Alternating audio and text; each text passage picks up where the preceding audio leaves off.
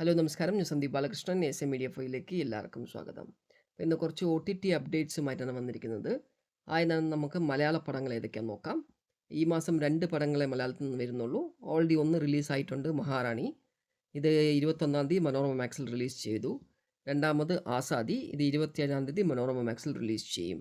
പിന്നെ തമിഴ് ഒരു low quality HD print റിലീസായിട്ടുണ്ട്, തഗ് ലൈഫ്. ഇത് ഇപ്പോൾ എല്ലായിടത്തും അവൈലബിൾ ആണ്.